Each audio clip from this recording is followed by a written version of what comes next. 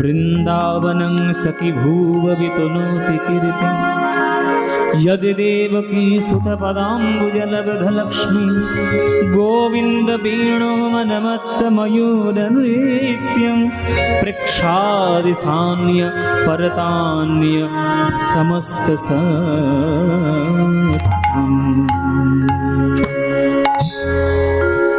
এলাম আমরা বৃন্দাবন, দেখব রাধা রানীর বংশী শিক্ষা লীলা। আজ সন্ধ্যাবেলায় রাধারানী আমার বসেছেন সখী সঙ্গে, অষ্টসখী সঙ্গে নিয়ে। অষ্টসখী কে কে? ললিতা, বিশাখা, চিত্রা, চম্পক লতিকা, ইন্দুরেখা, তুঙ্গবিদ্যা, রঙ্গদেবী, সুদেবী। এই 8টা সখী রাধারানীকে ঘিরে বসেছে, আর রাধারানী মাঝখানে। একবার হলুদ বর্ণা, গৌর বর্ণা, রাধারানী একবার মাঝখানে বসেছে, আর সখীরা চারিদিকে ঘিরে বসেছে। দেখে মনে হচ্ছে বৃন্দাবনের মাটিতে যেন একটা পদ্ম ফুল ফুটেছে। আহ, সখীর একেবারে পাপড়ির মতো, মাঝখানে রাধারানী একেবারে কোরকের মতো, রসাভাস, রসের আধার। আজকের একবার পদ্ম ফুল যেন ফুটেছে। পদ্ম ফুলের কোরকের মধ্যে যদি আপনি আঘাত দেন, তাহলে কি বেরোবে? মধু বেরোবে। আর পদ্ম ফুলের মধুর নাম কি? এই যে মায়েরা, পদ্ম ফুলের মধুর নাম কি? মধু। মধু আবার নাম আবার কি? মধু তো মধুই হয়, মধুর আবার নাম হয়? এইটাই তো জানতে হবে। পৃথিবীর সকল যা ফুল, প্রত্যেকের মধুকে মধুই বলে, আলাদা কোনো নাম তার থাকে না। কেবলমাত্র পদ্ম ফুলের মধুর একটা আলাদা নাম আছে।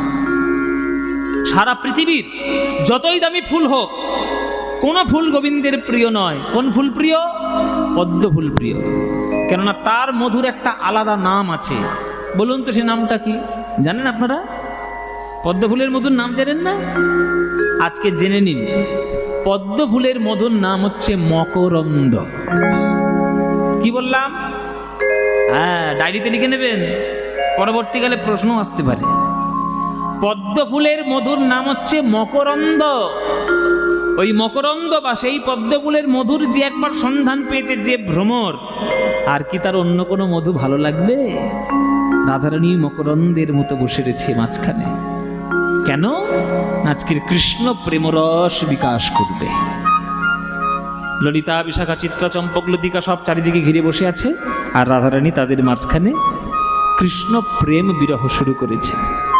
কৃষ্ণ প্রেম বিরহ যেই শুরু করেছেন, ওদিকে কৃষ্ণ আমার কুঞ্জবন থেকে বংশীধ্বনি করে উঠেছেন রাধে রাধে রাধে বলে। যেই রাধে রাধে বলে কৃষ্ণের বংশী বেজে উঠেছে, অমনি আমার রাধারানীর সেই বিরহ আরো শতগুণ বেড়ে গেল। আগুনের মধ্যে যদি ঘি ঢালা হয় বাবা, আগুন কি নিভবে না আগুন বাড়বে? আগুন আরো দাউ দাউ করে জ্বলে উঠবে। আজকের গোবিন্দ সেই বংশীর ধ্বনিটা ঘিয়ের মতো সংযোজন হয়েছে। হ্যাঁ, ঘিয়ের মতো সংযোজন হয়েছে। আজকের রাধারানী কৃষ্ণ বিরহ প্রকাশ করছে না, তার মধ্যে কৃষ্ণের বাঁশির ধ্বনি এসে আরো যোগ হয়েছে, আরো বিরহ বেড়ে গেছে। যেই বিরহ বেড়ে গেল, অমনি রাধারানীর হৃদয় আরো কৃষ্ণ প্রেমে বিগলিত হয়ে গেল। ললিতা রে, বিশাখা রে, ওই দেখ, ওই দেখ, আমার বধুর মুরলী বেজে উঠেছে, বধুর বাঁশি বেজে উঠেছে। এই বাঁশির জন্য আমার সর্বনাশ হয়ে গেল। এই বাঁশির জন্য আমার জাত মান কুল শীল সব গেল। এই বধুর কোনো জ্ঞান নেই যে কখন বাঁশি বাজাতে হয় আর কখন বাঁশি বাজাতে নাই। দেখ ললিতা, আমি এই বধুর জন্য আমি কি করব? আমি মরেও আমার শান্তি নেই। ওরে বাঁশি রে, থাম থাম, আর বাজিস না। তাই রাধারানী আজকের কাঁদতে শুরু করেছে কৃষ্ণের বাঁশি শুনে। তখন সখীরা বলছে, ঠিক হয়েছে, ঠিক হয়েছে, যেমন রোগ আর তেমন ওষুধ। তুই যেমন বুনো তেঁতুল, ও হচ্ছে বাঘাউল। ও মায়েরা বলে না বাঘাওয়াল আর বুনো তেঁতুল, তুই যেমন আর সেও তেমন। এ রাধে, যখন প্রেমটা করতে গেছিলিস তোকে আমরা বারণ করিনি যে ওই কালো রূপের দিকে তাকাবি না, ওই বাঁশি শুনবি না, ওর নামটাও শুনবি না? প্রেমও করলি, নিজে মরলি, আর আমাদের এখানে জ্বালিয়ে মারলি। তখন রাধারানী বলছে প্রেম যখন করে ফেলেছি আর তো ফেরার রাস্তা নেই, কি আর করবো বল, প্রেম তো করে ফেলেছে, কি করব? তা বল এখন কৃষ্ণের সঙ্গে কি করে দেখা করতে? এই ললিতা, এ বিশাখা, এই বধূকে একটা জব্দ করবে একটা রাস্তা খুঁজে পেয়েছি। আমি খুঁজে পেয়েছি একটা রাস্তা। হ্যাঁ, আজকের এমন একটা কায়দা করব না, এই বধূকে আমি জব্দ করে ছাড়বো। বলে বল কি বুদ্ধি? বলে এই আমরা চল সবাই মিলে অভিসার করে আর গোবিন্দের কাছে যাই, চল। আমি আজকের গোবিন্দের কাছে গিয়ে বলবো, হে গোবিন্দ, হে বধূ, তুমি কেমন করে এই বাঁশি বাজাচ্ছ, আমাকে একবার বাঁশি বাজানোটা শিখিয়ে দাও। ললিতা বিশাখা বলছে, তুই বাঁশি বাজানো শিখে কি করবি? তুই একটা নায়িকা, তুই ঘরের একটা বউ, তুই জল তুলবি, কাপড় কাচবি, রান্না করবি, ঘর দর ঝাঁট দিবি, এই তোর কাজ। তুই বাঁশি শিখে কি করবি? বলে আমার নাম নিয়ে যেমন বধূ যখন তখন রাধা রাধা বলে বাঁশি বাজায়, আমার দুঃখ বোঝে না, তেমনি আমি বাঁশিটা শিখে বাড়িতে এসে যখন তখন কৃষ্ণ কৃষ্ণ বলে বাঁশি বাজাবো। তখন আমার জ্বালা বুঝবে যে যখন তখন বাঁশি বাজাতে না, সময়ে অসময়ে বাজায় বাঁশরি, সেই বাঁশি শুনে কি বাঁচে কি কিশোরী। আজকের আমি বধূকে জব্দ করবো, চল আমরা বধূর কাছে যাই। আজ অভিসার করে আজকে রাধারানী গোবিন্দের কাছে বাঁশি শিখতে যাই। যাই বলে যেই রাধারানী আমার ঘরের বাইরে পা দিচ্ছে, পিছন থেকে ললিতা হাত টেনে, এই তোর সব কাজে এত বাড়াবাড়ি কেন রে? এত বাড়াবাড়ি কেন? যাবি বলেছিস মানে এক্ষুনি যাবি? তুই রাধারানী বলে কথা, তোকে একটু ভালো করে সাজিয়ে গুজিয়ে না নিয়ে গেলে হয়? তোর বধূ তখন আমাদেরকেই দোষ দেবে, 8খানা সখী থাকতে পাগলিনীর মতো সেজে এসছে আমার রাধারানী। একটু ভালো করে সাজাতে হবে না? এই ভালো করে সাজাবো, ভালো করে সাজাবো, ভালো করে সাজাও। হ্যাঁ, আজকের রাধারানী গোবিন্দের বাঁশি শুনে সাজাতে বসেছে। হ্যাঁ, আজে বংশী রবে পশিল কানে, ওই চিতে না ধই রজমানে। বংশী রবে পশিল কানে, চিতে না ধই রজমানে। অমনি উঠিলা রসবতী রে। এই তোরা কে যাবি আমার সঙ্গে, ওই বিপিন বিহার রঙ্গে? কে যাবি আমার সঙ্গে বিপিন বিহার রঙ্গে? এই কে যাবে? ও মায়েরা যাবে।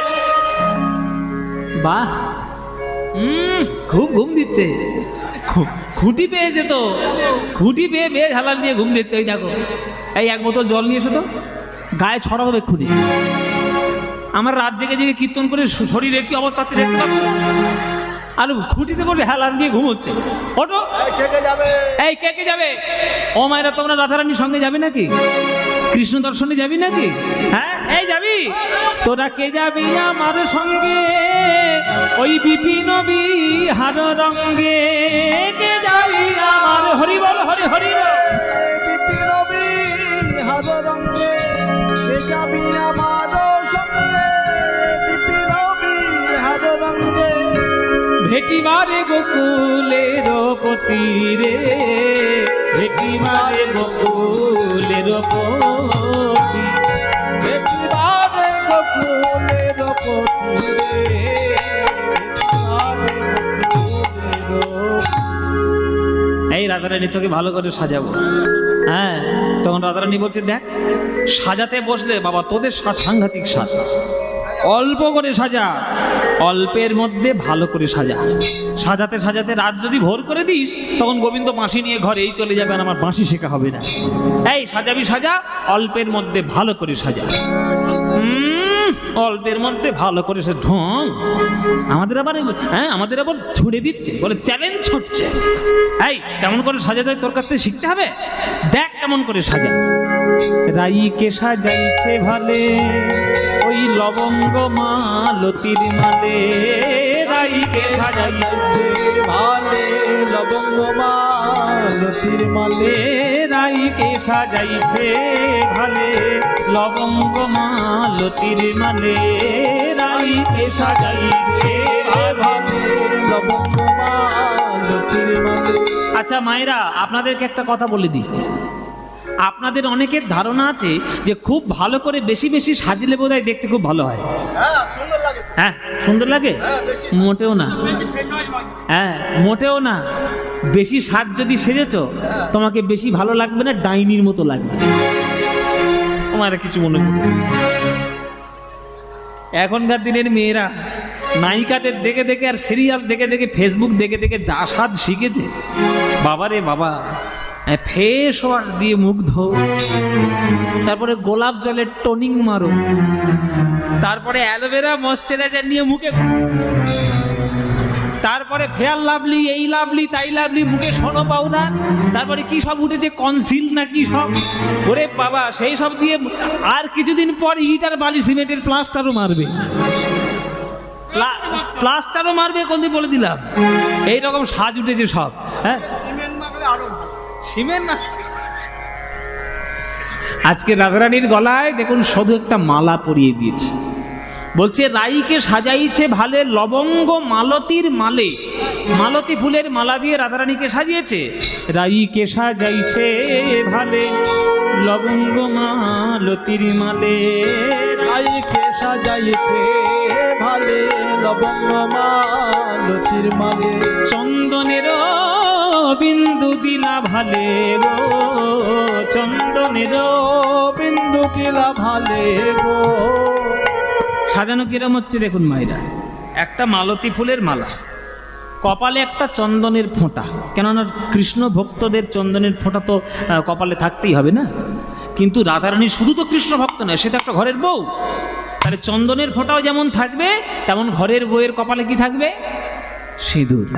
তাহলে সিঁদুরের ফোঁটাও থাকবে। তাহলে উপরে সিন্দুর বিন্দু, রবি কোলে যেন ইন্দু। হরিবল হরিবল। সিন্দুর বিন্দু রবি কোলে যেন উপরে সিন্দুর বিন্দু, ওই রবি কোলে যেন ইন্দু। উপরে সিন্দুর বিন্দু রবি কোলে যেন ইন্দু। হেরি সবে নিমিক হতে দিল। সিঁদুরের রং কেমন মায়েরা? লাল। সূর্যের রং কেমন? লাল। চন্দনের রং কেমন? সাদা। আকাশে চাঁদের রং কেমন? সাদা। তাহলে আজকে রাধারানীর কপালে বড় একটা সিঁদুরের ফোঁটা, তার নিচে একটা ছোট চন্দনের ফোঁটা। তাহলে সিঁদুরটাকে দেখে মনে হচ্ছে সূর্য, আর চন্দনটাকে দেখে মনে হচ্ছে চাঁদ। তাহলে চাঁদ আর সূর্য একসঙ্গে রাধারানীর কপালে উদয় হয়েছে। আকাশে যেদিন চাঁদ আর সূর্য একসঙ্গে উদিত হয়, সেইটা হচ্ছে পঞ্জিকা অনুসারে একটা যোগ। সেই যোগটার নাম হচ্ছে পুষ্পবন্ত যোগ। কি বললাম বাবা? পুষ্পবন্ত যোগ। সেই পুষ্পবন্ত যোগটি আজকে রাধারানীর কপালে যেন উদয় হয়েছে। যেন যোগ লেগেছে রে, যোগ লেগেছে রে, ওই যোগ লেগেছে রে, যোগ লেগেছে রে। ওই রাই কপালে পুষ্পবন্তের যোগ লেগেছে রে, রাই কপালে পুষ্পবন্তের যোগ লেগেছে রে, কপালে পুষ্পবন্তের যোগ লেগেছে রে, রাই কপালে পুষ্পবন্তের যোগ লেগেছে রে। ওই রাই কপালে দেখো শোভার বলি হারি যাই, রাই কপালে পুষ্পবন্ত শোভার বলি হারি যাই, রাই কপালে পুষ্পবন্তের সবার বলি হারি যাই, রাই কপালে পুষ্পবন্তের সবার বলি হারি, রাই কপালে পুষ্পবন্তের সবার বলি হারি যাই। আজ যোগ লেগেছে রে, হেরি সবে নিমিক হতে দিল, হেরি সবে নিবিক হতে দিল গো, হেরি সবে নিমিক হতে দিল। যা তো সাজে গেল। গলায় একটা মালা দিয়েছি, চন্দনের ফোঁটা দিয়েছি, আর কি দেওয়ার দরকার? আর কিছু দেওয়ার দরকার নেই, যা চলে যা। রাধারানী বলছে কম সাজবি বলে এত কম? দুই একটা গয়না না দিলে গায়ে হয়? বাবা মেয়েরা যতই বলো, আর তোমাদের যতই তোমাদের মুখের সামনে মিষ্টি করে দেখুক বাবা, ওই মেয়েদের গয়না না দিলে হয়? তো ললিতা বিশাখা বলছে, তো তুই তো বললি কম সাজবি, তুই বলেছিস কম কম সাজানোর মধ্যে ভালো সাজা, তা আমরা সাজিয়ে দিয়েছি, চন্দনের ফোঁটা দিয়েছি, সিঁদুর দিয়েছি, গলায় একটা মালা পরে দিয়েছি, আবার কি সাজাবো? রাধারানী বলছে, আমি একটা নায়িকা, গলায় কিছু একটা না থাকলে হয়? হ্যাঁ, সোনা দানা না পড়লে হয়? কি গো মায়েরা, হ্যাঁ, পিসিচন্দ্র জুয়েলার্সে না গেলে তোমাদের শান্তি হয়? বরের পকেট ঝেড়ে তো গয়নাগুলো বানাচ্ছ, আবার না বানালে আবার খেতেও দেবে না, এক সপ্তাহ ধরে মুখ ভাত।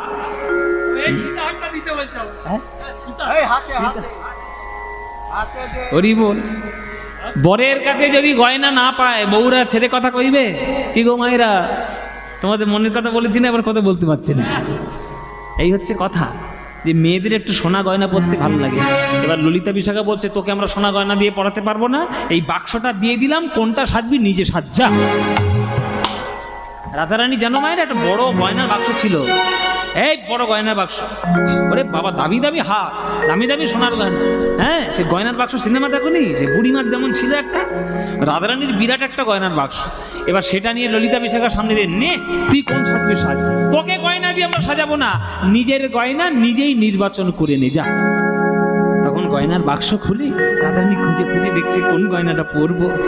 হ্যাঁ, রাই ধনী ভূষণ পরে, যাতে মনোহরের মনোহরে, রাই ধনী ভূষণ পরে, যাতে মনোহরের মনোহর, ধৈর্য ধরি বাকি মানে গো, আরে গোবিন্দ দাসেতে কায়, এ তো তুলনা নাহি কহায়, গোবিন্দ দাসেতে কায়, তুলনা নাহি কহায়।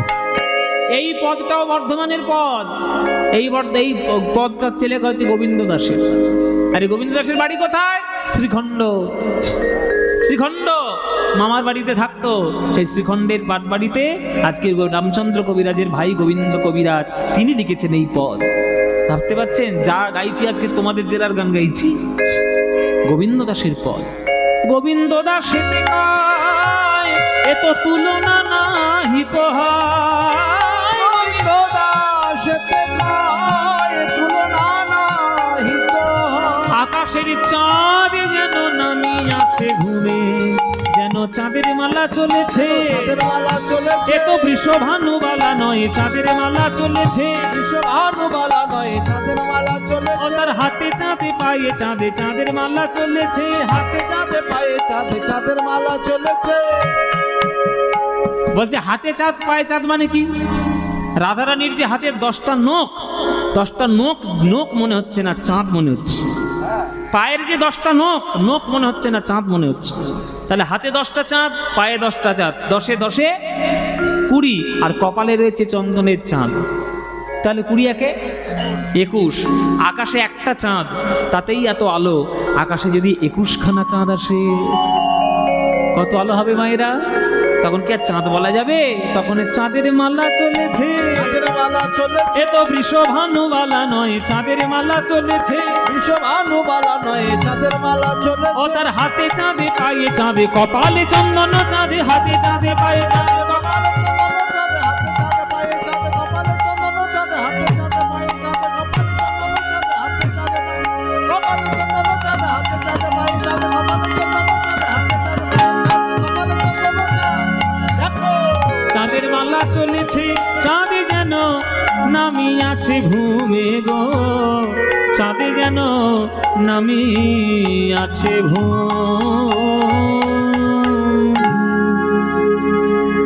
ব্যাস সাজানো হয়ে গেল। ও মায়েরা, তাহলে গয়না কি পরলো?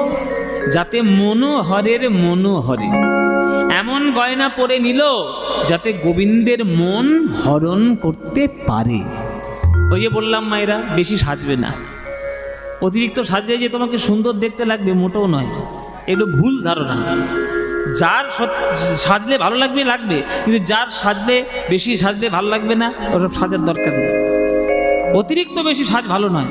অনেকে মেয়েরা তাই করে, ওই বিয়ে বাড়িতে সাজবে বলে ওই পার্লার টার্লারে গিয়ে এমন করে সেজে টেজে আসে মায়েরা, পার্লার থেকে বেরোলেই হয় মনে মনে ভাবছি যে ডাইনি বেরিয়েছি, কি সব মনে ডাইনি। পার্লার থেকে মাঝে মাঝে 2-1টা ডাইনি বেরোয়। আমি কলকাতায় থাকি তো, কলকাতায় থাকি যখন কলকাতার পার্লার থেকে মাঝে মাঝে বেরোতে দেখেছি। কিছু মনে করো না মায়ের, অত বেশি সাজ তো ভালো নয়। হ্যাঁ, তো সে মুখে এমন সব মেখেছে টেকেছে, সাজে ডাইনি বলে মনে হচ্ছে। হ্যাঁ, আমরা কি সাজি না? আমিও সাজি গো মায়েরা, আমারও সাজ জানো না তোমরা, আমিও সাজি। তবে আমাদের সাজের ব্যাপার আলাদা, ছেলেদের বেশি তো সাজ লাগে না, কিন্তু মেয়েদের তো সাংঘাতিক ব্যাপার।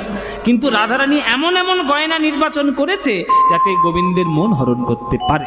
এই এই চল চল চল চল, এই আজকে রাধারানী চলেছে গোবিন্দের কাছে। এই চল, সবাই মিলে যাব, চল। হ্যাঁ, চলেছে আজকের রাধারানী। আবেশে সখীর অঙ্গে, আবেশে সখীর অঙ্গে অঙ্গ হেলাইয়া, আবেশে সখীর অঙ্গে, আবেশে সখীর অঙ্গে অঙ্গ হেলাইয়া। ও মায়েরা, ঘরের বউ বলে কথা, আর মাথায় ঘোমটা না হলে হয়? ঘোমটা না হলে হয়? মায়েরা কেমন লাগছে গো? ভালো লাগছে? মায়েরা মনে মনে ভাবছে ভালো তো লাগছে বাবা, আমাদের গ্রামে এত বছর কীর্তন হচ্ছে, এরকম তো শুকনো রাধারানী কোনোদিন দেখি।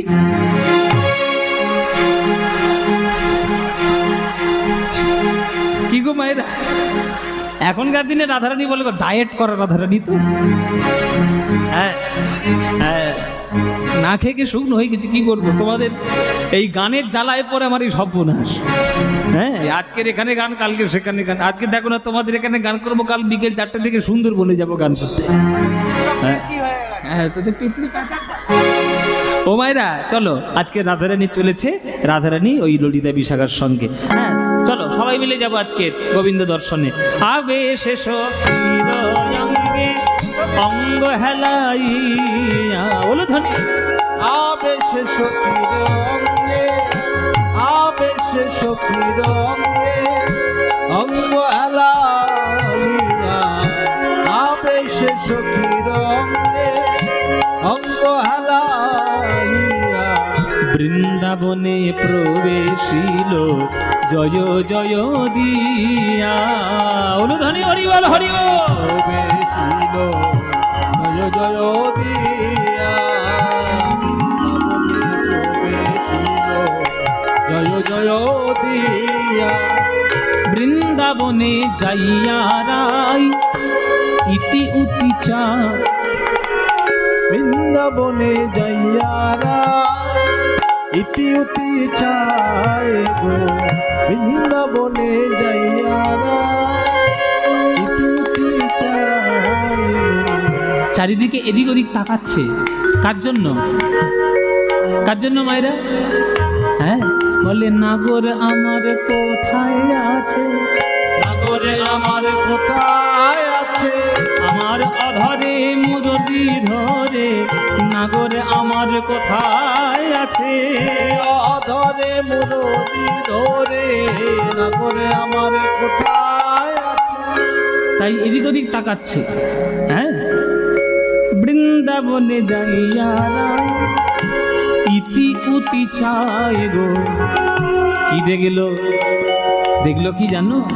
মাধবীলতার আড়ে দেখে শ্যামরায় গো, মাধব হরি বল হরি হরি বল। আরে দেখে শ্যামরায় গো, মাধবীলতার আড়ে দেখে শ্যামরায়।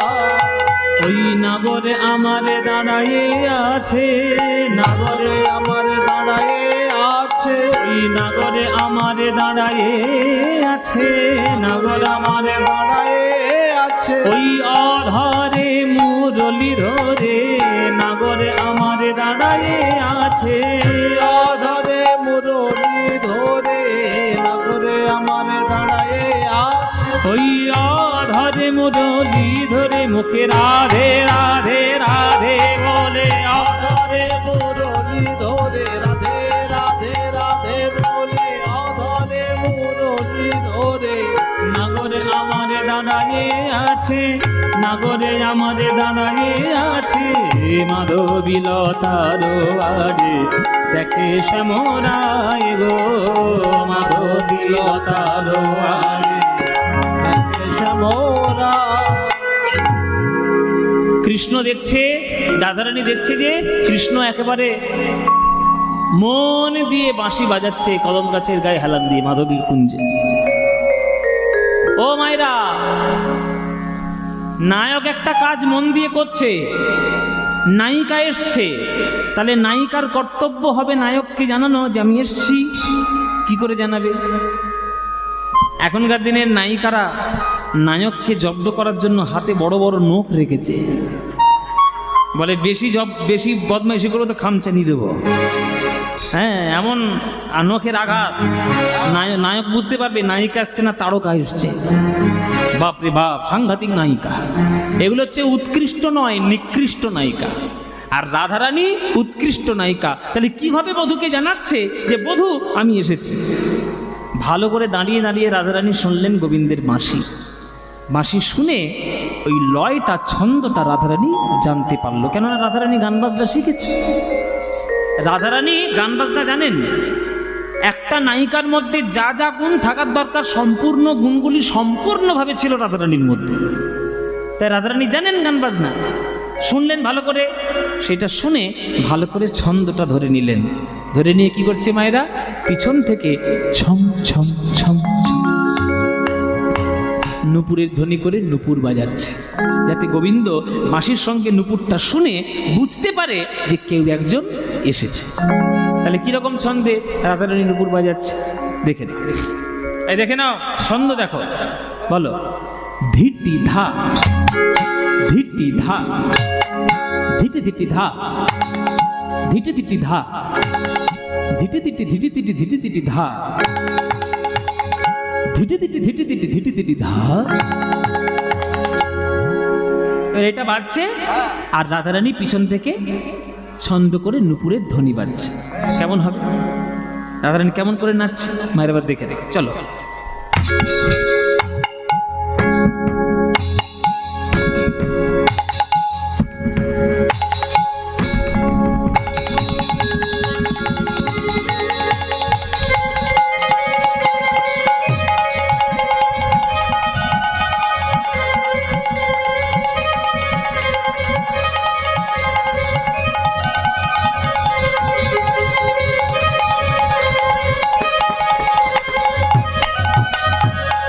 রুনু ঝুনু রুনু ঝুনু পড়ে গেল সারা। হরি হরি।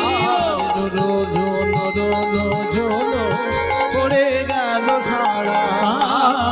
রুনু ঝুনু রুনু ঝুনু পড়ে গেল সারা। নাগরে আমার চমকে বলে রাই এলো পারা। নাগরে আমার চমকে বলে রাই এলো পারা। এসো এসো ভালো হলো বিনোদিনী রাধা। এসো এসো ভালো হলো বিনোদিনী রাধা। ওই দর্শনে দূরে গেল মনসিজ বাধা। দর্শনে দূরে গেল মনসির বাধা। তুমি আমার মন্ত্র তন্ত্র, তুমি হরি নাম গো। তুমি আমার মন্ত্র তন্ত্র তুমি হরি নাম গো। তুমি মোর জপ তপ, তুমি মোর ধ্যান। তুমি মোর জপ তপ তুমি মোরে ধ্যান। কত রকম করে মন্ত্র করে করে রাধারানীকে মানাচ্ছে। রাধে তুমি বিনা জানি না রাধে, তুমি বিনা জানি না রাধে। আমি তোমারে তরে ধেনু চড়াই। তুমি বিনা জানি না রাধে, তোমারে তরে ধেনু চড়াই। তুমি বিনা জানি না রাধে। আমি তোমারে তরে ধেনু চড়াই। রাজার নন্দন হয়ে তোমার তরে ধেনু চড়াই। রাজার নন্দন হয়ে তোমার তরে ধেনু চড়াই। রাজার নন্দন হয়ে তুমি বিনা জানি না রাধে। ভাঙিয়া চূড়ার ফুল হাতে করে নিল। ভাঙিয়া চূড়ার ফুল হাতে করে নিল। মম প্রেম মনি বলে রাই চরণে দিল। মম প্রেম মই বলে তাই চরণে দিল। দেখুন প্রেমের মহিমা। রাধারানীর চূড়ার মানে গোবিন্দ তার চূড়ার মধ্যে সব থেকে যেটা ভালো ফুল সেটা ছিঁড়ে নিয়ে রাধারানীর চরণে দিয়ে দিল, জয় রাধে বলে দিয়ে দিল। আরো কত রকম মনকে ভোলানোর জন্য কত রকম কায়দা করছে। কিরকম বলি, নিজ পিতবাস দিয়া চরণ ধুলা ঝাড়ে, নিজ পিতবাস বাস দিয়া চরণ ধুলা ঝাড়ে, নিজ পিতবাস দিয়া রাধার চরণ ধুলা ঝাড়ে, নিজ পিতবাস বাস দিয়া চরণ ধুলা ঝাড়ে। ললিতা মুচকি হাসে, ললিতা মুচকি মুচকি হাসছে। হ্যাঁ, ললিতা মুচকি হাসে কুন্দলতার আড়ে, ললিতা মুচকি হাসে কুন্দলতার আড়ে। বলে এমন প্রেম দেখি নাই রে, এমন প্রেম দেখি নাই রে, ওই জগতে তুলনা হয় না, এমন প্রেম দেখি নাই রে, জগতে তুলনা হয় না, এমন প্রেম দেখি নাই। আপনাদেরকে বলে দিই বাবা, মাঝে মাঝে ঘর সংসার করতে গেলে মাঝে মাঝে একটু ঝগড়া ঝামেলা হয়। হ্যাঁ, চারটে বাসন থাকলে ঠোকাঠুকি হবেই। তা আপনাদেরকে বলে দিই, যখন মনে করুন গিন্নির সঙ্গে খুব ঝগড়া হয়েছে, এক সপ্তাহ কথা নেই, মুখের দিকে তাকালেই একেবারে মুখ লাল হয়ে যাচ্ছে রাগে, তখন এসব কিছু কিছু কাণ্ড আছে, এগুলো করতে হয়। হ্যাঁ, এসব শিখে নাও। হ্যাঁ, আমি জানবো না? আমি জানবো কি তুমি জানবে? ও মায়েরা, এসব গুরু মন্ত্র শিখে নাও। ও মায়েরা, আমিও তো ভুক্তভোগী না, ওই জন্য বলতে পারছি। হ্যাঁ, বউ যদি খুব রেগে যায় তাহলে সেরকম একটা মানানোর একটা উপায় আছে। মনে করো এক সপ্তাহ কথা বন্ধ, কোনো কথাবার্তা নেই, মুখ দেখাতে কি বন্ধ। হ্যাঁ, কিচ্ছু না। এমন যদি পরিস্থিতি আসে যে পায়ে না ধরে ক্ষমা চাইলে সে ক্ষমা করবে না আর কথা বলবে না, তাহলে কি করবে? কি করবে? বেশি কিছু করতে হবে না, চুপচাপ পাটা ধরেই নেবে। আয় পাটা ধরে নিবি, পা ধরে নিবি একদম, চুপচাপ পা ধরে নেবে, বেশি কথা বলবে না। যত কথা বলবে আরো ঝামেলা বাড়বে। তাই রাধারানী আজকে চরণটা ধরে কৃষ্ণ তার চরণের ধুলো ঝেড়ে দিচ্ছে দেখে ললিতা গাছের আড়াল থেকে মুচকি মুচকি হেসে পাগল হয়ে যাচ্ছে। হায় হায় রে, এইরকমও প্রেম হয়? এমন প্রেম দেখি নাই রে, এমন প্রেম দেখি নাই রে, এ তো জগতে তুলনা হয় না, এমন প্রেম দেখি নাই রে, জগতে তুলনা হয় না, এমন প্রেম দেখি নাই রে। ওই জগতে তুলনা, এই যে তুলনা রহিত প্রেম, জগতে তুলনা হয় না, তুলনা রহিত প্রেম, জগতে তুলনা হয় না, তুলনা রহিত প্রেম, এমন প্রেম দেখি নাই রে, এমন প্রেম দেখি নাই। কিন্তু আজকে একটা ব্যাপার ঘটলো, রাধারানীর চরণে ফুল দিল, রাধারানীর চরণের ধুলো ঝেড়ে দিল, রাধারানীর চরণ ধরে কৃষ্ণ পড়ে রইল, কিন্তু তবুও আজকের রাধারানী না তাকাচ্ছে, না কথা বলছে, না হাসছে, না কোনো ইশারা, কিচ্ছু নেই। এই যে আসার থেকে মুখটা গম্ভীর করে মুখটা ঘুরিয়ে রেখে, ও রাধে, মুখটা ঘুরিয়ে রেখেছে। তখন কৃষ্ণ ললিতা বিশাখাদের ধরেছে, ও ললিতা বিশাখা, কি হলো? রাধারানী কথাও বলছে না, হাসছে না, তাকাচ্ছে না, কি হয়েছে? আমি তো আজকে চন্দ্রাবলীর কুঞ্জে যাইনি, তাহলে রাগের কি কারণ? তখন ললিতা বিশাখা একটু খোঁচা দিয়ে কথা বলল, না ওরা আমার ঢং, পীড়িত করেছে, পীড়িতের রীতিনীতি কিচ্ছু বোঝে না। তার মানে বলে রাধারানীর মুখ দেখে বুঝতে পারছো না? রাধারানীর মান হয়নি, রাধারানীর অভিমান হয়েছে।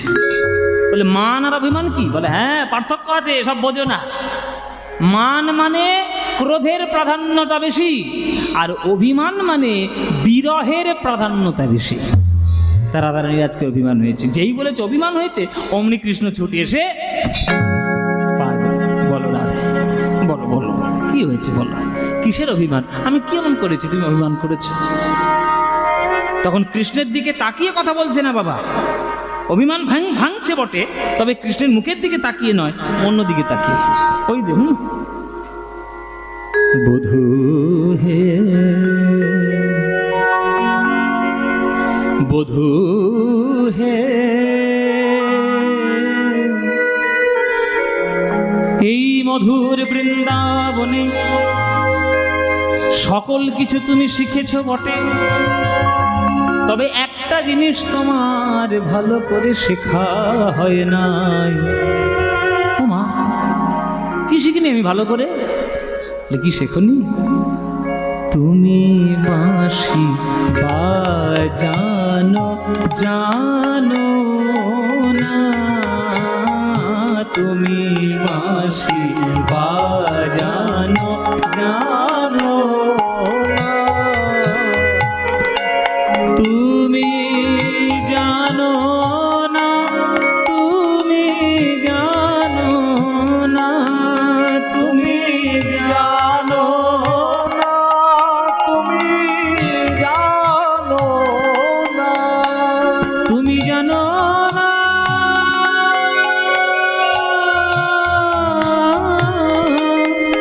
তুমি জানো না, তুমি জানো না, তুমি জানো না।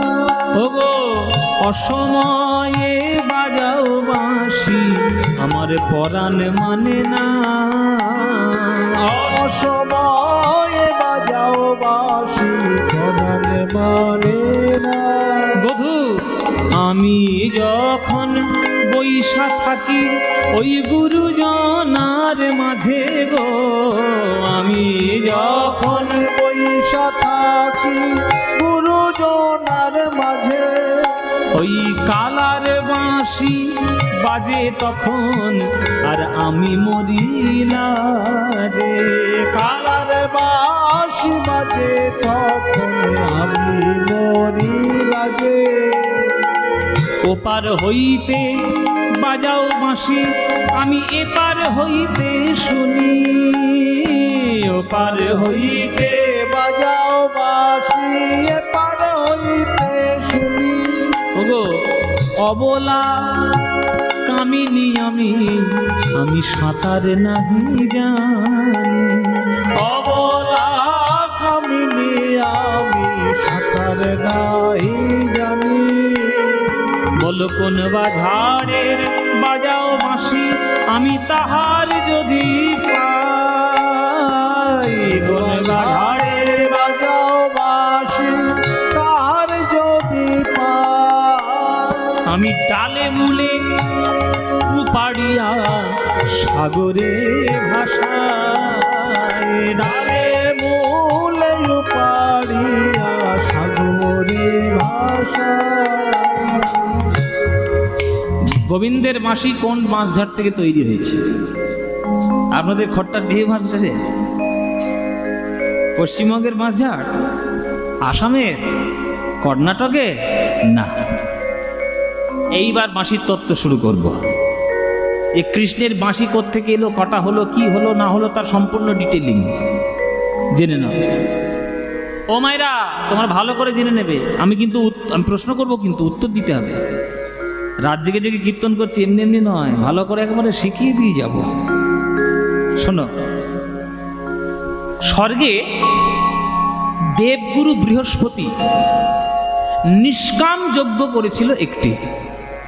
দেবগুরু বৃহস্পতি স্বর্গে নিষ্কাম যজ্ঞ করেছে। সেই নিষ্কাম যজ্ঞে একটা 25 পর্বের বাঁশ জন্ম নিয়েছিল। ভালো করে শুনবে, আমি কিন্তু প্রশ্ন ধরব। 25 পর্বের বাঁশ জন্ম নিয়েছিল। 25 পর্বের প্রথম 9 পর্ব থেকে তৈরি হয়েছিল ভগবান শ্রী বিষ্ণুর ধনুক, যে ধনুকটার নাম হচ্ছে সারং। 7 পর্ব থেকে তৈরি হয়েছিল ভগবান শিবের ধনুক, যার নাম কামুক। 5 পর্ব থেকে তৈরি হয়েছিল শ্রীরামচন্দ্রের ধনুক, যার নাম কোদণ্ড।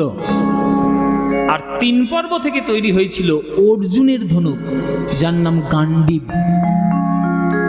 তাহলে 9 পর্ব থেকে বিষ্ণুর ধনুক, 7 পর্ব থেকে শিবের ধনুক, 5 পর্ব থেকে রামের ধনুক, 3 পর্ব থেকে অর্জুনের ধনুক। 9, 7, 5, 3। এই 9, 7, 5, 3 যোগ করলে কত হয়? যোগ কর। এই বাচ্চা, যোগ কর। 9, 7, 5, 3 যোগ কর। বাচ্চাটা মনে মনে ভাবছে কেন কীর্তন শুনতে এলাম তো কি জানি, অঙ্ক থেকে ফাঁকি দেবে বলে কীর্তন শুনতে, এখানেও অঙ্ক চলছে। 9, 7, 5, 3। না, ঠিক বলেছে, মাথা আছে ভালো, ও মাধ্যমিকে স্টার পাবে। 9, 7, 5, 3 যোগ করলে হয় 24। তাহলে 25 পর্ব থেকে 24 চলে গেল, বাকি থাকলো কত? 1। এই 1 পর্ব থেকে তৈরি হয়েছিল এই গোবিন্দের জন্য 3খানা বাঁশি। হ্যাঁ, তাহলে 1 পর্ব থেকে 3খানা বাঁশি। 3টে বাঁশি কি কি? একটা হচ্ছে বেনু, একটা হচ্ছে বংশী, একটা হচ্ছে মুরলী। তাহলে বেনু কাকে বলে? ভালো করে শোনো, যে বাঁশিটা 12 আঙুল লম্বা, হাত কিন্তু নয়, আঙুল বলেছি, 12 আঙুল লম্বা, 6টি ছিদ্রযুক্ত, তাকে বলা হয় বেনু।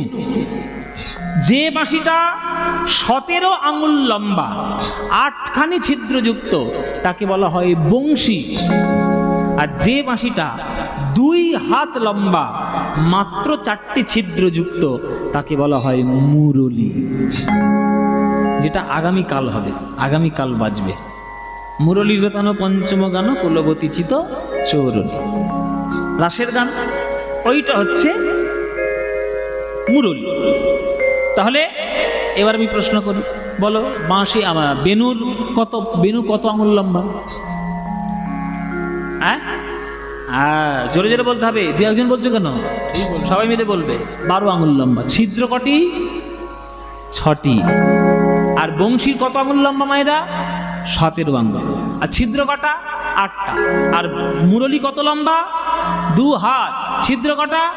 4টে। হচ্ছে হিসেব। হ্যাঁ, এই বেনু, বংশী, মুরলী। এবার আর একটা তত্ত্বে যাই। এই 3খানা বাঁশি কে জন্ম নিয়েছে? একটা তো জানলেন বাঁশ থেকে হয়েছে, কিন্তু বাঁশ তো একটা আধার। সেই আধারের মধ্যে শক্তি কার? আধারের মধ্যে শক্তি হলো মা সরস্বতী। সরস্বতী মা। যখন সরস্বতী মা জানতে পারলেন বৃন্দাবনে গোবিন্দ লীলা করবেন, তখন গোবিন্দের চরণটা গিয়ে সরস্বতী জড়িয়ে ধরেছে, প্রভু আমার একটা বর দিতে হবে। কি বর?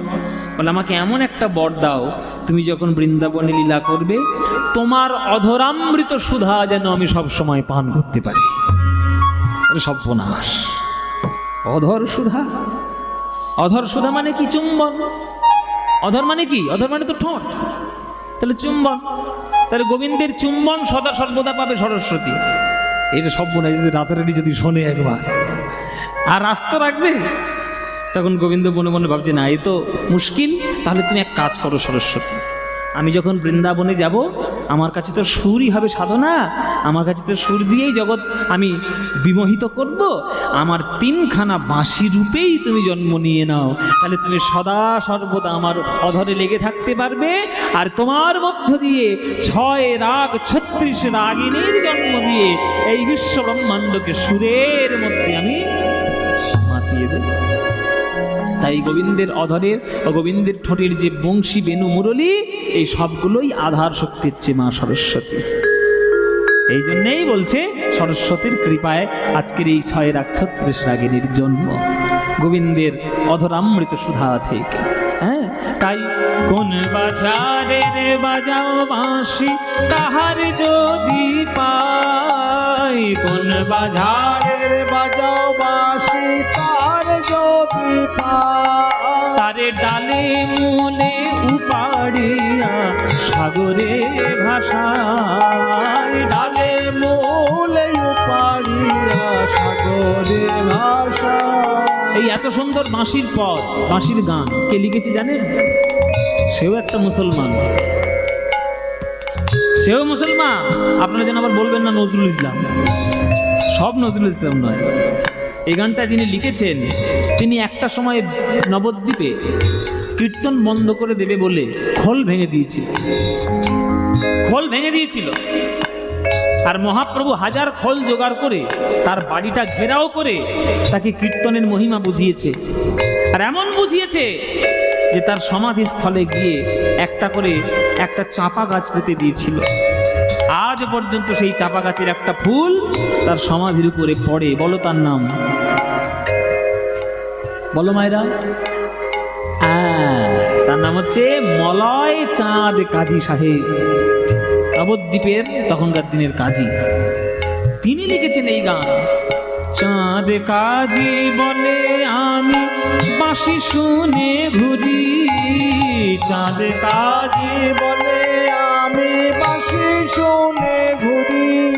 ওগো জীবনা জীবনা আমি নদী ঠিলে হরি, জীবনা জীবনা আমি নদী ঠিলে হরি। জীবনা জীবনা আমি নদী ঠিলে হরি, জীবনা জীবনা আমি নদী ঠিলে হরি।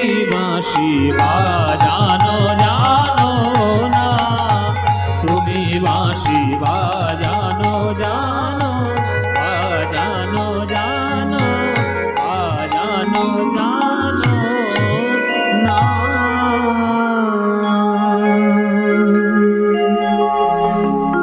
গোবিন্দ বলছে আমি বাঁশি বাজাতে জানি না।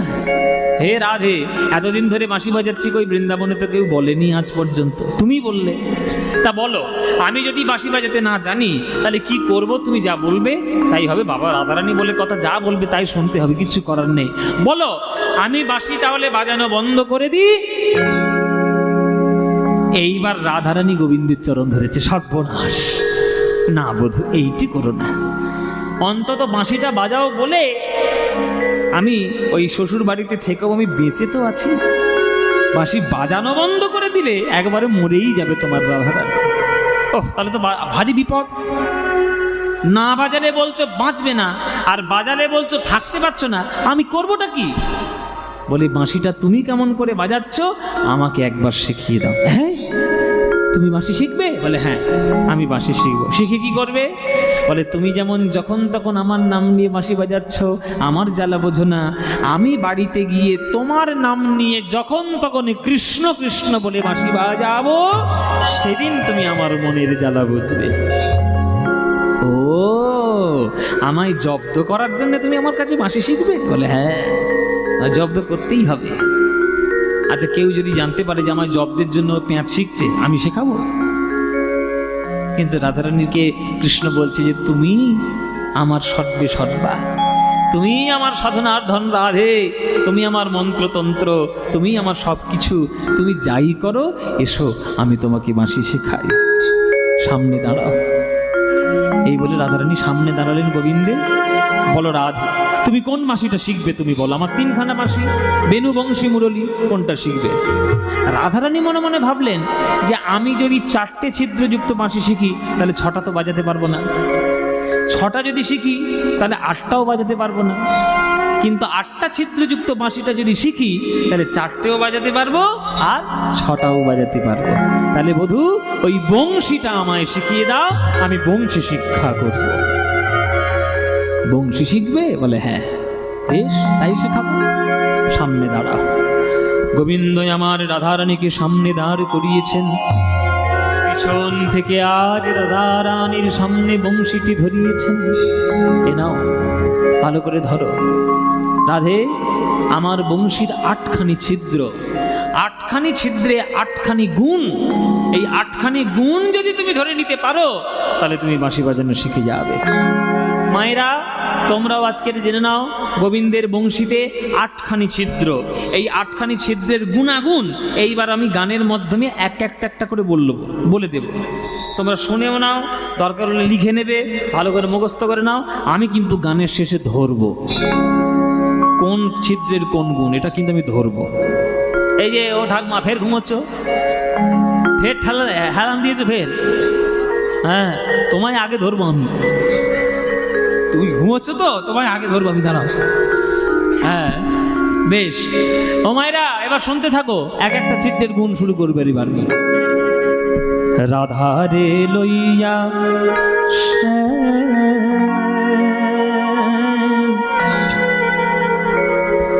রাধারে লইয়া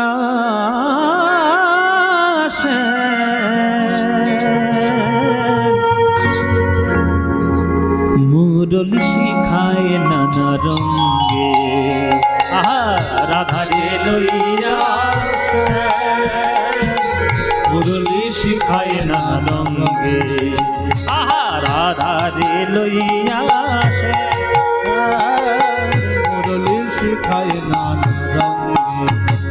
প্রথম রন্ধ্রের গানে ব্রহ্মার ভাঙিল ধ্যানে। প্রথম রন্ধ্রের গানে ব্রহ্মার ভাঙিল ধ্যানে। আহা, প্রথম রন্ধ্রের গানে ব্রহ্মার ভাঙিল ধ্যানে। প্রথম রন্ধ্রের গানে ব্রহ্মার ভাঙিল ধ্যানে। প্রথম চিত্র যেই বাজিয়েছে অমনি ব্রহ্মার ব্রহ্মলোকে বসে বসে ধ্যান ভেঙে গেছে। সর্বনাশ, কে বাজালো গো, কে বাজালো? আমার ধ্যান ভেঙে দিল। প্রথম ছিদ্রে ব্রহ্মার ধ্যান ভেঙে গেল। তাহলে প্রথম রন্ধ্রের গানে ব্রহ্মার ভাঙিল ধ্যানে। এবারে দ্বিতীয়তে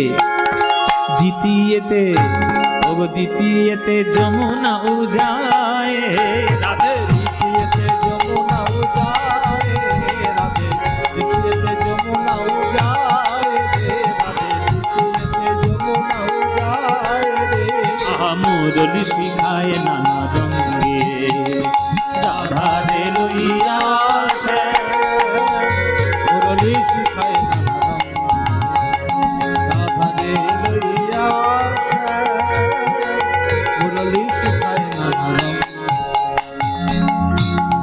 দ্বিতীয়তে যমুনা উজায়। আচ্ছা এবার বলুন, উজান মানে কি? উজান, অনেকের নাম হয় উজান, খুব সুন্দর নাম উজান, বাহ ভালো নাম। উজান মানে কি মায়েরা জানো না? উজান মানে জানো না? আচ্ছা বলে দিচ্ছি, বাবারা জানেন উজান মানে কি? আমি জানি কিন্তু বলবো না। ও মায়েরা উজান জেনে নাও। মনে করো এই যে চৈত্র মাসটা, এটা হচ্ছে বসন্তকাল। তাহলে এখন কোন দিক দিয়ে হাওয়া হচ্ছে? দক্ষিণে। তাহলে দক্ষিণ থেকে যদি হাওয়া হয় তাহলে ঢেউটা কোন দিকে যাবে? উত্তরের দিকে। কিন্তু দক্ষিণে হাওয়া হচ্ছে আবার ঢেউটা যাচ্ছে দক্ষিণের দিকে, এইটাকে বলে উজান।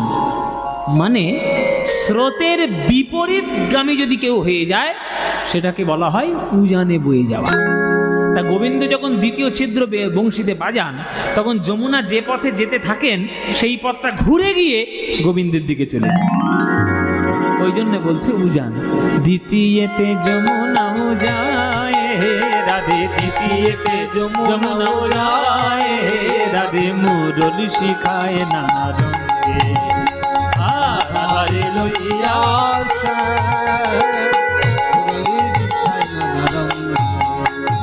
তৃতীয় রন্ধ্রের কথা শুনো বৃষভানু সুতা। তৃতীয় রন্ধ্রের কথা শুনো বৃষভানু সুতা। তৃতীয় রন্ধ্রের কথা শুনো বৃষভানু সুতা। তৃতীয় রন্ধ্রের কথা শুনো বৃষভানু সুতা। পবনের হত গতি হয় রাধে, পবনের হত গতি হয় রে রাধে। পবনের হত গতি হয় হে রাধে, পবনের হত গতি হয় রে।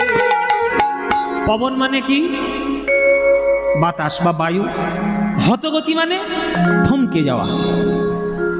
বৃন্দাবনের বাতাস গোবিন্দের তৃতীয় ছিদ্র যদি বংশীতে বেজে ওঠে, বৃন্দাবনের বাতাস থমকে যায়। কেন থমকে যায়?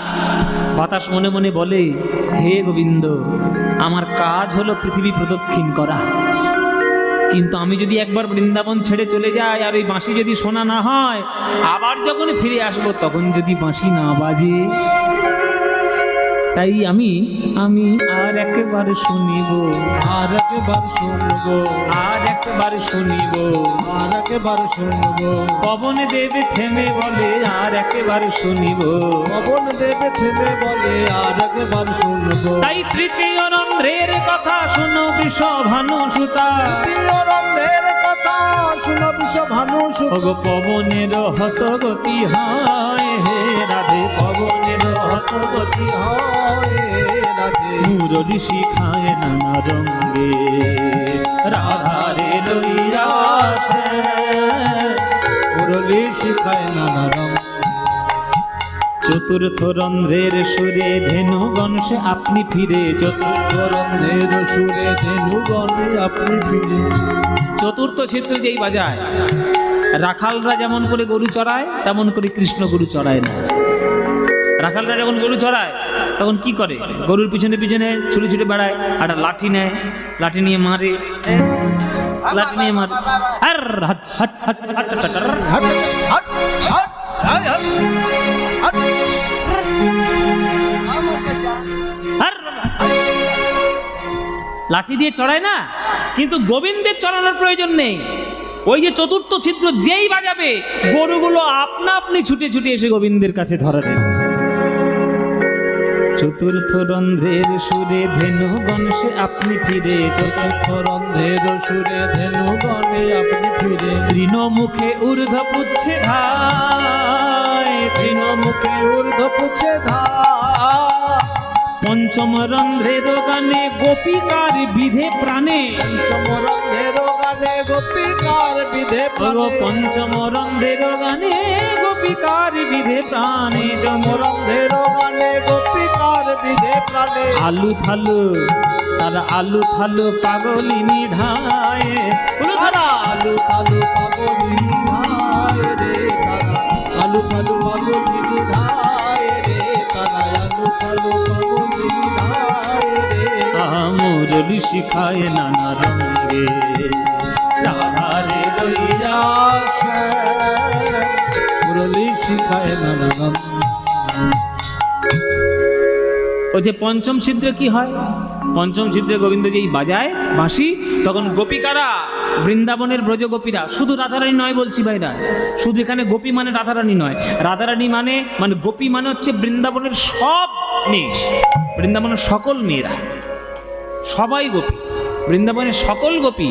তারা ওই পঞ্চম সুর যখন শুনতে পাবে তখন তারা পাগলিনীর মতো ছুটে ছুটে একেবারে গোবিন্দের চরণে চলে যাবে। এটা পঞ্চম ছিদ্রের গুণ। এবার ষষ্ঠম রন্ধ্রের রীতি কদম্ব হয় বিকশিতি। ষষ্ঠম রন্ধের রীতি কদম্ব হয় বিকশিত। ষষ্ঠম রন্ধ্রের রীতি কদম্ব হয় বিকশিতি। ষষ্ঠম রন্ধের রীতি কদম্ব হয় বিকশিত। কদম্ব মানে কি? কদম্ব মানে কি? কদম ফুল। তোমাদের দেশে কদম ফুল ফোটে না? কদম ফুলের গাছ আছে তো? কদম ফুল কখন ফোটে? কোন কালে কদম ফুল ফোটে? বর্ষাকালে। বর্ষাকালে। দেখবে ঝুলন পূর্ণিমার সময় কদম ফুল চারদিকে ভর্তি হয়ে যায় না? কদম ফুল বর্ষাকালে ফোটে, কিন্তু গোবিন্দ যখন ষষ্ঠ ছিদ্র বাজাবে, বর্ষাকাল হোক, শীতকাল হোক, গরমকাল হোক, বসন্তকাল হোক, যখনই বাজাবে তখনই কদম গাছে কদম ফুল ফুটবে। কেন না, বৃন্দাবনের কুঞ্জ মন্দিরে, বৃন্দাবনের পরিমণ্ডলে গোবিন্দের 6 ঋতু একসঙ্গে বসবাস করে, 6টা ঋতু একসঙ্গেই বসবাস করে। ষষ্ঠম রন্ধ্রের রীতি কদম্ব হয় বিকশিতি। ষষ্ঠম রন্ধের রীতি কদম্ব হয় বিকশিত। কি হয়? ওগো 6 ঋতু একত্রে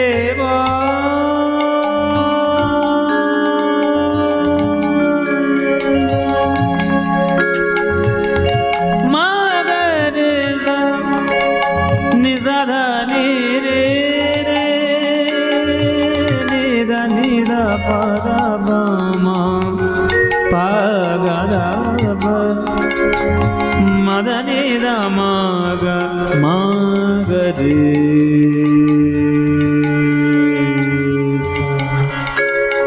ষড় ঋতু মগ মদ মদ নিদ নিদ নিদ নিদ মদ মগ মগ গম ধ মগ মগ জিদ গম দ মদ নিদ নিরে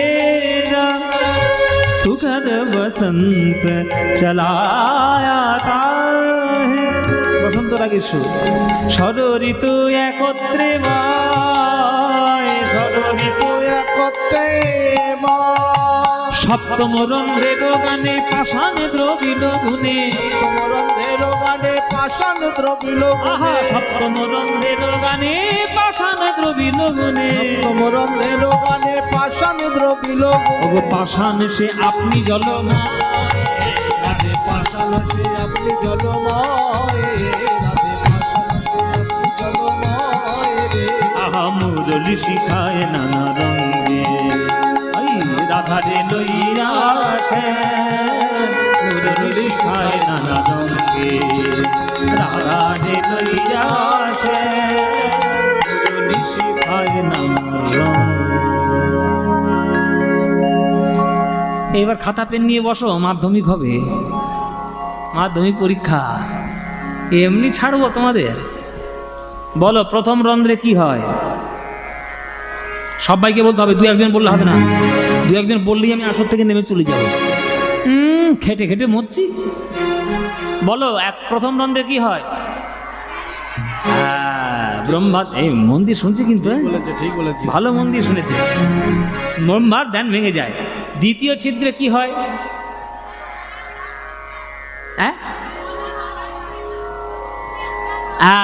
যমুনায় উজান হয়। বেশ ভালো কথা, 20 নম্বর দিয়ে দিলাম।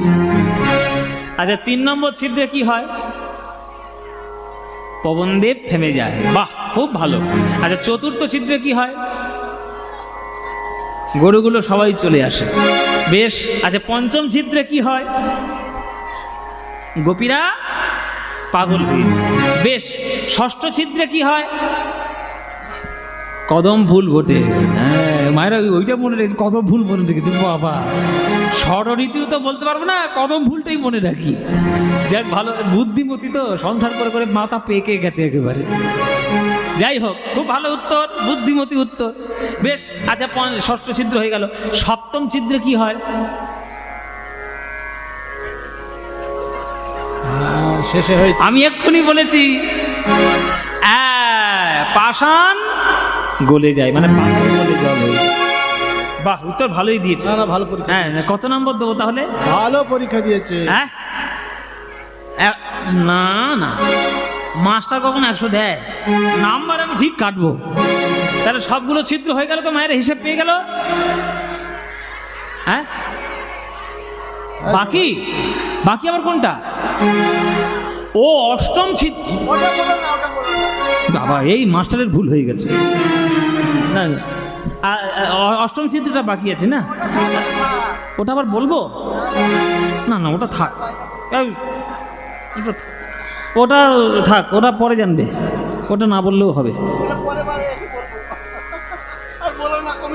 পরের বারে? পরে তো বায়না করলে তাহলে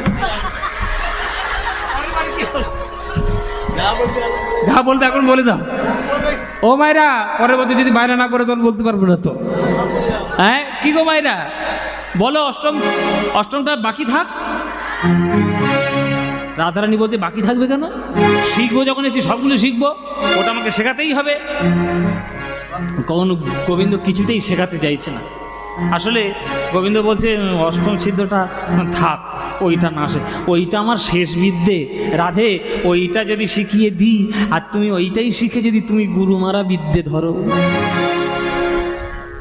গুরুমারা বিদ্যে। এখানে পণ্ডিত মশাই বসে আছে, বেশি কথা বলা যাবে না। হ্যাঁ, পণ্ডিতদের ভালো করেই জানে গুরুমারা বিদ্যে কাকে বলে। আপনারা জেনে রাখুন, গুরুমারা বিদ্যে হয় জানেন, মানে শিষ্যকে কোনোদিন সব কিছু শিখিয়ে দেবেন না। আপনাদেরকে যে আপনাদের বলি, আপনারা যারা যারা এখানে টিউশনি পড়ান বা যারা যারা একটু মাস্টারি টাস্টারি করেন আর কি, সবাইকে বলছি, শিষ্যকে কোনোদিন সব কিছু শিখিয়ে দেবেন না, নিজের জন্য দু একটা বাঁচিয়ে রেখে দেবেন। কেননা শিষ্য যদি খুব চালাক হয়, সবগুলো যদি বিদ্যে তোমার কাছ থেকে শিখে নেয়, সেই কিন্তু তোমায় গুরু মারা বিদ্যে ধরবে। কিরকম? শুনে না, একটা কুস্তিগির ছিল। ও মা, এটা ভালো করে একটা গল্প শোনো। একটা কুস্তিগির ছিল, বুঝলে, 60 বছর বয়স। তার কাছে 25 বছরের একটা ছেলে এসছে, বেশ তাগড়াই ছেলে আর কি, বেশ হৃষ্টপুষ্ট, বডি আমার মতোই আর কি। হ্যাঁ, মায়েরা বলছে বাবা তুমি যা হৃষ্টপুষ্ট বোঝাই যাচ্ছে, কত হৃষ্টপুষ্ট। তা একটা বেশ হৃষ্টপুষ্ট একটা ছেলে এসে ওই 60 বছরের বুড়ো কাছে বলছে, গুরুদেব আপনার কাছে আমি কুস্তি শিখবো। 60 বছরের বুড়ো মনে মনে ভাবছে সেই তো কদিন পর মরে যাবো, একটা শিষ্য যদি তৈরি করে যেতে পারি অন্তত নামটা তো থাকবে রে বাবা। এই বাবা তুই আমার কাছে সব শিখবি বাবা, হ্যাঁ জাত প্যাঁচ আছে সব শিখবি, ভালো করে শিখে নিবি তো, আমার নামটা রাখিস বাবা। হ্যাঁ আমি ন্যাশনাল অ্যাওয়ার্ড শিখে নিবি সব। তা সেই 25 বছরের ছেলেটাকে ভালো করে মন দিয়ে শিখিয়েছে কি করে ঘুষি মারতে হয়, কি করে ল্যাং মেরে ফেলে দিতে হয়, কি করে জড়ি ধরতে হয়, কি করে ঘুষিটা দিতে, মানে সব কিছু কুস্তির প্যাঁচ পোঁচ সব শিখিয়ে দিয়েছে। আর গুরুদেবের পায়ে তেল দিয়ে দিয়ে দিয়ে মোটামুটি সব কিছু শিখে নিয়েছে। এবার মোটামুটি 3-4 বছর গুরুদেবের কাছে শিক্ষা করার পর একবারে তাগড়াই শরীর, আরও তাগড়াই হয়ে গেছে। হ্যাঁ আর হয়ে গিয়ে বলছে এই তুই আমার কাছে সব শিখেছিস বাবা, তুই আমার 1 নম্বর শিষ্য। গুরুদেব তাহলে আমি সব শিখেছি? বলে হ্যাঁ। বলে বেশ, তাহলে আপনি আমার আশীর্বাদ করে, আমি 1 নম্বর শিষ্য তো? বলে হ্যাঁ তুই আমার 1 নম্বর শিষ্য। বলে বেশ ঠিক আছে। ও ছেড়ে দিল, ছুটি দিয়ে দিল, হয়ে গেল গুরু শিক্ষা। পরের দিন গুরুদেবটা বাজারে করতে গেছে, বাজারে গিয়ে দেখছে বাজারের মাথায় একটা বড় পোস্টার পড়েছে, এইরকম এত বড় একটা ফেস্টুন, হ্যাঁ পোস্টার পড়েছে। ওই শিষ্যটাই পোস্টারটা লাগিয়েছে আর কি, যে অমুক জায়গায় অমুক দিনে আমার সঙ্গে আমার গুরুদেবের কুস্তির লড়াই হবে। বুড়ো দেখে তো ছানা বড়া, সব বোনাস। এই জন্যই আমি শেখাতে চাইনি জানো, একদিন ধরে এই আমার কাছে শিখে আমার সঙ্গে লড়াই করে তুই পাড়ার লোক খুঁজে পাসনি আমার সঙ্গে। ও আমি একটা 60 বছরের বুড়ো, ও একটা 25 বছরের ছোকরা, আমাকে একটা ঘুষি দিলেই আমি টিকবো? ওইখানেই ল্যাং মেরে পড়ে যাবো, দরকার নেই বাবা। এই তার বাজারের নিকুচি করেছে বলে ছুঁড়ে ফেলে বাড়ি গজগজ করতে করতে বাড়ি চলে এসছে। বউ বলছে হ্যাঁ গো কি হয়েছে, এই বাজারে থলি কই? বলে বাজ খেতে মরো না খেয়ে মরো। কি হলো? বুড়ো আবার রেগে গেল কেন এরকম হঠাৎ করে? কি হয়েছে বলবে তো? শোনো, ওই যে ছেলেটা আসতো আমার পায়ে তেল দিয়ে দিয়ে সবগুলো শিখেছে, ওই ছেলেটা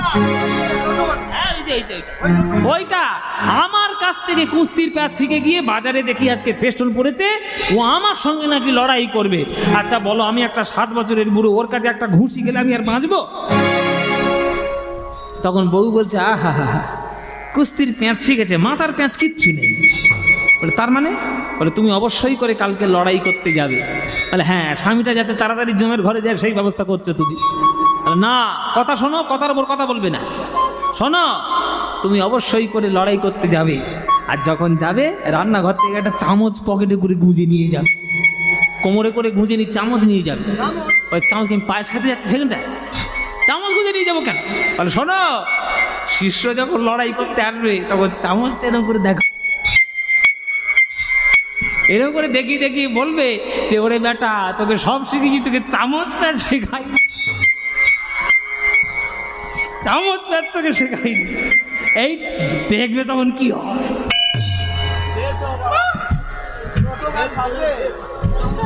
ও ভাইরা, এবার বইয়ের কথা মতো কোমরে গুঁজে নিয়ে গেছে চামচ। আচ্ছা শিষ্যটা কিন্তু মনে মনে তৈরি হয়ে এসছে যে আজকে গুরুদেবকে যখন পাবো এমন একটা ঘুষি দেবো পুরো রটকে পড়বে একেবারে। আজকের গুরুদেবের পটকে দেবো। হ্যাঁ, তেল মেখে ভালো করে তেল মেখে সেই শিষ্য উঠে এসছে।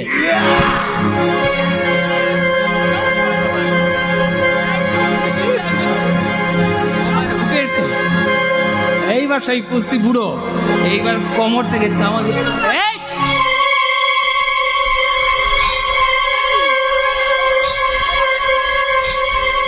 এবার যেই চামচটা ঘুরি ঘুরি শিশু বলছে গুরুদেব আপনি বললেন যে সব কিছু শিখিয়ে দিয়েছি, ওইটা কি? বলে ব্যাটা তোকে আমি সব শিখিয়েছি, আমি জানি তুই আমার সঙ্গে একদিন লড়াই করবি, তুই চামচ কাজ বাকি রেখেছি। এবার যেই দেখেছে চামচ, শিষ্যটা মাইক নিয়ে অ্যানাউন্স করছে এই আজকের খেলা বন্ধ, খেলা বন্ধ, কালকের আমি চামচ কাজ শিখে আসবো, তারপর লড়াই করব। এইটা হচ্ছে গুরু মহাবিদ্যে। এই আপনাদেরও বলি, সব কিছু বিদ্যে শিষ্যকে শিখিয়ে দেবেন না, শিষ্য কিন্তু গুরু মারা বিদ্যে ধরবে। এইবার অষ্টম ছিদ্রটা সেই রকম ব্যাপার। এখন রাধারানীকে যদি অষ্টম ছিদ্র শিখিয়ে দেয় আর রাধারানী যদি গুরু মারা বিদ্যে ধরে, তখন কৃষ্ণ কিছুতেই শেখাতে চাইছে না। তখন রাধারানী বললেন না শেখাতে হবে, ওইটা আমি শিখবই। শিখবে?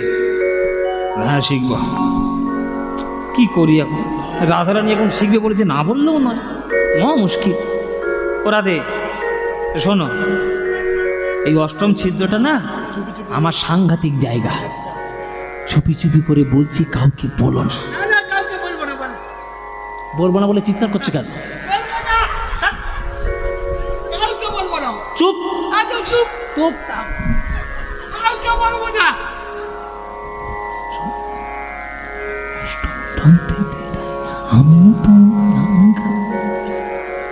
রাধারানী কি বললো? বলে বললাম না চুপি চুপি বলবো, চুপি চুপি বলবো এখন আসতে শুনতেই তো পাচ্ছি না। আর তাহলে ভালো করে শুন, ও মায়েরা তোমাদেরও বলি, পাঁচ কান করো না। অষ্টম রন্ধে তেরাই, অষ্টম রন্ধে তেরাই রাধে, অষ্টম রন্ধে তেরাই রাধে রাধে, অষ্টম রন্ধে তেরাই রাধে বিনোদিনী, অষ্টম রন্ধ্রে তেরাই ওগো রাধে বিনোদিনী। অষ্টম রন্ধে তেরাই, অষ্টম রন্ধে রাধে বিনোদিনী রাধের। আরে বলবে তোটা কি? বলে অষ্টম রন্ধ্রে তেরাই আমি তোমার নাম গাই, অষ্টম রন্ধ্রে তেরাই তোমার নাম গাই, অষ্টম রন্ধ্রে তেরাই আমি তোমার নাম গাই, অষ্টম রন্ধ্রে তেরাই আমি তোমার নাম গাই। জয় রাধে জয় রাধে, রাধে জয় রাধে, সবাই মিলে বলুন আমার সঙ্গে, রাধে জয় রাধে, জয় রাধে জয় রাধে, জয় রাধে রাধে জয় রাধে, ওগো অষ্টগোপীর শিরোমণি রাধে জয় রাধে। আমি এক লাইন বলবো, আপনাদের বলবেন তো? অষ্টগোপীর শিরোমণি রাধে জয় রাধে, প্রেমকান্তা চূড়ামণি রাধে জয় রাধে, অষ্টগোপীর শিরোমণি রাধে জয় রাধে, মহাভাব স্বরূপিণী রাধে জয় রাধে, প্রেমকান্তা চূড়ামণি রাধে জয় রাধে, কৃষ্ণ প্রেম পরায়ণী রাধে জয় রাধে। আর হাত তুলে জয় রাধে জয় রাধে জয় রাধে জয় রাধে, জয় রাধে জয় রাধে জয় রাধে জয় রাধে, জয় রাধে জয় রাধে জয় রাধে জয় রাধে। অষ্টম রন্ধ্রে তেরাই আমি তোমার নাম গাই, অষ্টম রন্ধ্রে তেরাই আমি তোমার নাম গাই, মোর বংশী এত গুণ ধরে, মোর বংশী এত গুণী ধরে, ওগো বংশী বদনে কয়, বংশী শিক্ষা তারে কয়, বংশী বদনে কয়ে বংশী শিক্ষা তারে ওগো কয়, না শিখালে শিক্ষা বলি কারে রাধে, না শিখালে শিক্ষা বলি কারে রাধে, না শিখালে শিক্ষা বলি কারে রাধে, না শিখালে শিক্ষা বলি কারে। আহা মুরলি শিখায় নানা রঙ্গে রাধা রে লইয়া শ্যাম, মুরলি শিখায় নানা রঙ্গে রাধা রে লইয়া মুরলি শিখায় নানা রঙ। তাহলে অষ্টম ছিদ্রে কি হয়? রাধা রাধা যে নামটা শোনা যায় ওটা অষ্টম ছিদ্র থেকেই আসে। তাহলে হলো আটটা সম্পূর্ণ হলো। বলো রাধে কেমন করে শিখেছ? বলে কেমন করে শিখেছি সেটা তো বলতে গেলে আমাকে বাজাতে হবে, তাহলে বাজাও কেমন করে শিখেছ। এইবার গোবিন্দের অধর থেকে রাধারানী আমার বংশীটা নিয়ে নিলেন, নিয়ে ঠিক গোবিন্দ যেমন করে দাঁড়ায় এরকম বেঁকে কোমর মাখিয়ে ঘাড় মাখিয়ে যেমন কৃষ্ণ দাঁড়ায় আর কি, ওরকম দাঁড়িয়ে আজ রাধারানী কৃষ্ণ কৃষ্ণ বলে বাঁশি বাজাচ্ছে। অধরে মুরলি লইয়া বাজাই বিনোদিনী গো, অধরে মুরলি লইয়া রাধিকার বংশী বলে কৃষ্ণ কৃষ্ণ ধ্বনি হরি হরি বল। রাধিকার বংশী বলে কৃষ্ণ কৃষ্ণ ধ্বনি গো। শুনে নাগর ভাবে উলুধ্বনি, শুনে নগর ভাবে আকুল, শুনে নাগর ভাবে আকুল, শুনে নগর ভাবে আকুল। ওই রাধা রানী বংশী শুনে, শুনে নাগর ভাবে আকুল। রানীর বংশী শুনে, শুনে নগর ভাবে আকুল। রাধা রানীর বংশী শুনে ভাবেতে বিভোর গো। রাধা রানীর বংশী শুনে ভাবেতে বিভোর গো। রাধা রানীর গলায় দিল হার মনোহর গো। রাধা রানীর গলায় দিল হার মনোহর গো। কোনো শিষ্য যদি ভালো কাজ করে গুরুদেব তাকে উপহার দেয়। শিষ্য যদি ভালো কাজ করে গুরু উপহার দেয়। গুরু, প্রকৃত গুরু সেই যে নিজের নামের থেকেও শিষ্যের নামটা বেশি হয়ে গেলে তাকে বুকে জড়িয়ে ধরে। আবার এমন গুরু আছে শিষ্যের নাম একটু বেশি বেড়ে গেলে তখন আবার গাটা চিড়বিড় করে। ওরকম হলে হবে না। আমার কাছে একটা নীতি হচ্ছে, মায়েরা, দিলে প্রাণ ভরে দাও, নইলে হাত গুটিয়ে নাও। হয় দেবে তো প্রাণ ভরে দেবে, দেবো না তো দেবো না। হয় এসপার নয় উসপার, মাঝখানে কোনো রাস্তা কেন? তা যদি কোনো শিষ্য ভালো কাজ করে তাহলে গুরুদেব তাকে উপহার দেয়। তাই রাধারানী এমন বাঁশি বাজিয়েছে, এমন সুন্দর বাঁশি বাজিয়েছে যে গোবিন্দ আমার নিজের গলার থেকে রত্নমালা খুলে নিয়ে আজ রাধারানীর গলায় পরিয়ে দিয়েছে। হ্যাঁ, রাধারানীর বংশী শুনে ভাবেতে বিভোর গো। রানীর বংশী শুনে ভাবেতে বিভোর গো। আজ রাধা রানীর গলায় দিল হার মনোহার গো। রাধা রানীর গলায় দিল হার মনোহর গো। রাধা রানী কৃষ্ণের কাছে বংশী শিখিল গো। রাধা রানী কৃষ্ণের কাছে বংশী শিখিল গো। জ্ঞান দাস বলে আমার আনন্দ হইল গো। জ্ঞান দাস বলে আমার আনন্দ হইল গো।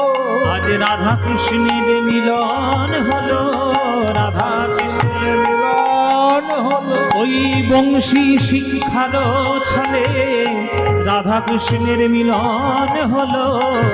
বংশী শিক্ষার ছলে ওই মাধবীলতার তলে, বংশী শিক্ষার ছলে মাধবীলতার তলে, বংশী শিক্ষার ছলে মাধবীলতার তলে রাধা কৃষ্ণের মিলন হলো।